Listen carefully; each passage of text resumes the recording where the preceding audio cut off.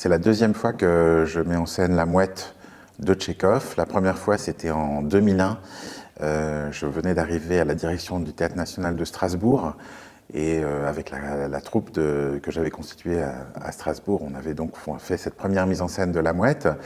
Et là, ça va être à la fois mon dernier spectacle comme directeur de l'Odéon et mon premier comme nouveau directeur de compagnie. Et je veux retravailler sur cette mouette. Je n'ai pas l'habitude tellement de refaire les spectacles, les pièces que j'ai déjà faites. Mais là, c'est vrai qu'en relisant La Mouette, je me suis aperçu qu'elle résonnait tout à fait autrement qu'il y a 20 ans, 25 ans. Notamment parce que la petite pièce de Treplieff, vous savez, dans cette pièce, Treplieff, c'est le fils d'une grande actrice, et à un moment donné, dans le premier acte, il va jouer une pièce, faire représenter par la jeune Nina une petite pièce qu'il a écrite.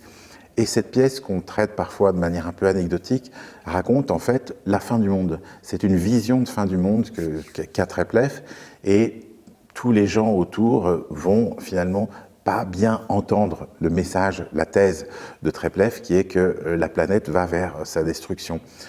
On voit bien que cette vision un peu prophétique de Treplieff, mais qui est aussi celle de Tchekhov lui-même, a quelque chose qui résonne très fort avec nous.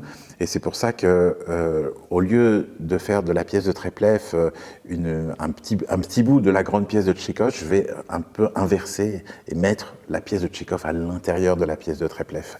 Ça va nous permettre évidemment de parler de l'art, de parler du théâtre, de parler des rapports entre une mère et son fils, et tout ce qu'il y a dans la pièce de Tchekhov, mais dans le contexte d'une vision plus large, d'une vision qui est la vision écologique qu'avait Tchekhov à la fin du 19e siècle. C'est incroyable de penser que Tchekhov, il y a un siècle, voyait déjà le monde comme il va aujourd'hui. Quand Treplieff décrit le décor de sa pièce, il dit qu'il veut un espace vide et seulement la vue sur le lac. Il faut dire que la pièce se passe à ce moment-là en plein air et qu'ils sont au bord d'un lac.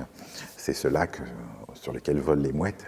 Il a cette idée d'un décor nu, ce qui fait évidemment, pour l'époque, au 19e siècle, c'est une manière un peu provocatrice d'en finir avec les décors bourgeois. Je voudrais que Treplieff ait une autre idée de décor, en fait, et que le lac, dans cette période, disons, post-réchauffement climatique qu'il envisage, ce soit en fait un lac asséché. Donc le théâtre de l'Odéon va être un lac asséché avec une vieille barque. Et c'est là que les mouettes vont essayer de reprendre leur envol.